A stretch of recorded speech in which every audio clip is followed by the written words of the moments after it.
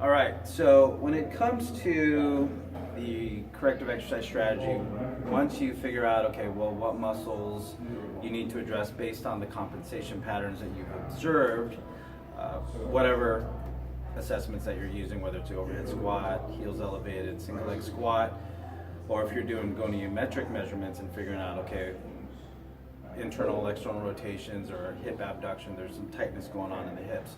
So again, I have Carolina here laying in more of a sideline position.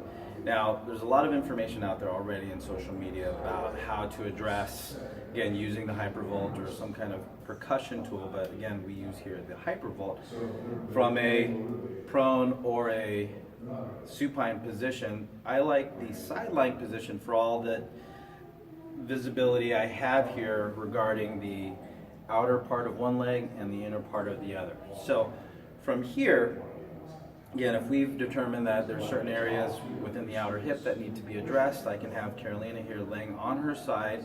She'll have her knee up, which now exposes her outer hip here. So I'm going to go ahead and put this. We'll go setting number 2. I'm using more of the flat applicator here. And if I want to get more of the piriformis or the glute minimus right up here, I can look for now, palpate for the PSIS, which is on the outer part of the sacrum, and then look for the greater trochanter. So with a flat hand, I'm going to look for that little bony protuberance right there. And I'm just going to go ahead and draw a straight line from one bony landmark to the next, okay? Which on the hip is going to be more of a lateral, if not diagonal, angle of the hip. So if someone is a little limited with hip internal rotation, you have to look at the hip external rotator. So piriformis being one of them. So I'm going to go nice and steady from one position to the next. Again, I might use this in conjunction with more of a prone position, so she can be laying straight on her stomach, legs are straight out, and I can go ahead and work the glute that way. So again, general rule of thumb for me is 30 seconds or about 10 swipes up and down in a general area. Now I'll also just work the whole region to begin with. So if I'm here on the piriformis, I might just go ahead and after I'm done with that area, I might work my way a little bit superior to that. Now work my way up into more of the glute minimus area. How's that feeling? So nice. Good. Now again, if it's a new client, some people might appreciate it more than others, so always get some feedback when possible. So I'm going to be checking in with Carolina every now and then just to see that, you know, everything's still good for her. So again, I'll go through an area, then when I go into another area, when I start to migrate into another area, so if I now go, let's say, into more of the lateral thigh, again, she flinched a little bit, so what I might do is I might change the setting, and hopefully that'll be more, you know, easy for her to take that. So again, I want to check in. I'll ask her how things feel, but if she gives me a physical response, like she flinches just like she did there, or if I notice that she starts squinting or showing some grimace on her face, then I'll probably move to a different region or try changing the setting to see if that might work out. So what I'm going to do here is, so I'm going to get past the glute complex, and then nice and easy, again, just the weight of the vault itself will be a little bit more superficial. Now what I could also try to do is change the applicator to the vault itself. So here, as I showed you, I'm using more of the flat head, but to change things up, had to get off screen, sorry. I could change the applicator and go to the round one. So with that, I'll go ahead and do that. Make sure that that's in all the way. And then try it again. Again, I want her to appreciate all that this has to offer, and for that to happen, I can't do anything that's going to provoke her into a more tense state of mind. How's that feeling? Feels good. Okay, awesome. So with this position, I might go more into the hamstring, the lateral hamstring, And with a lot of compensations, like with the knees coming in or the feet peeling out, one of the muscles that you can emphasize is the short head of the biceps femoris, which is going to be lower lateral on the lower part of the femur right here. So you'll see here I can kind of play with this region a little bit.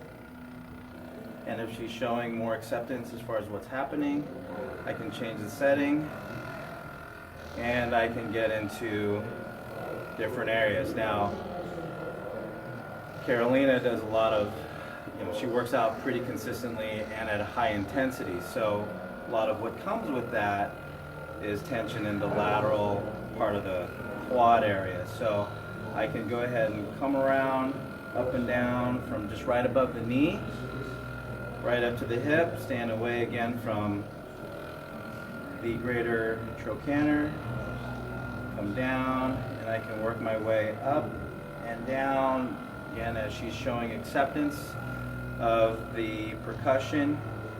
I can just go ahead and start exploring other portions of that area, moving up and down the quad. Again, I can easily have her turn onto her back and get more of the quad face on.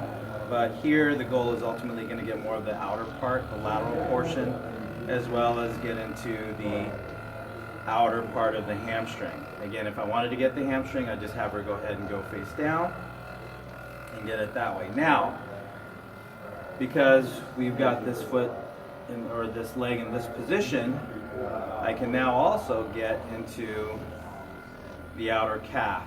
So again, with a few of the compensations, the outer portion of the calf complex can get a little bit overactive. So here, again, just watching out for this bony notch right there, the fibular head. I can go right below that. Stay more on the back side of the shin and go up and go down. And I can also get into the peroneals right up in here. So just right on the outside of the shin, and then get more towards the front. I can get the anterior tips, which can appreciate some love every now and then, because it's a harder area to foam roll if you're trying to get that area. So here again, in this more of this 90-90 position of the top hip, I can go ahead and get more of the outer part of the calf into the lateral component of the lower leg, up and down. You just want to be careful of any kind of, outward compression or percussion right on any kind of bones right there. Now the other area that is nice and exposed to us is the inner thigh of that bottom leg.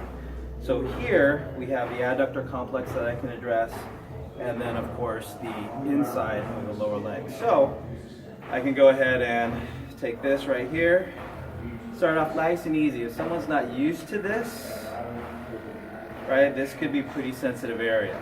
So I'll start off nice and easy, more along maybe the hamstring portion, and then work my way into the adductors right up in here. So I notice a little twitching, might be a little sensitive for her. So I'm just going to be right above the knee joint. Again, as you can see, I have one hand on the volt and one hand right on the knee, just so I know where that knee is, especially if they're wearing pants. And sometimes if they're wearing, like, say, looser clothing, and it's harder to tell where the bony landmarks are. Now I can just go ahead and play with this area. So she's kind of smiling a little bit. She's wincing, so I'm going to be nice and easy here.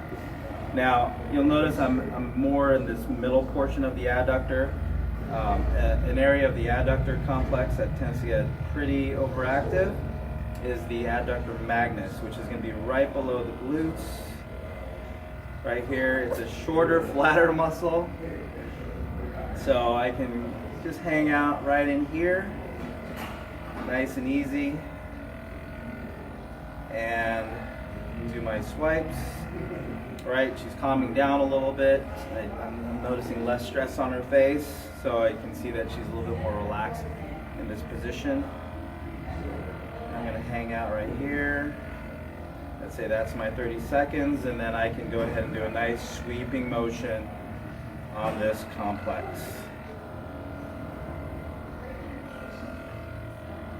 Right? Now if I notice that she has limited knee extension or something, some kind of movement pattern that shows she's a little tight in the hamstrings, well, the hamstrings are right here. Without even changing position, I can go ahead and get into those hamstrings right there. Now, if I know that she can tolerate a little bit more pressure in some areas than others, I might go a little bit lighter here on the adductors. But then if I know her hamstrings are a little bit more comfortable with it, I can put a little bit more pressure. So as long as she looks comfortable with it all, I might, again, always ask if you're questioning, so how's this part feel, Caroline? Good, right? So nice and easy there. And then of course, what we talked about with the calf, I get the outer calf when she's on her left side, I get the outside of the right, and then with this left leg straight, I get the inside of the left. And again, coming right down and inside, down and in, nice and easy. And that, my friends, is how I address the lower leg from a sideline position using the Hyperice Hypervolt.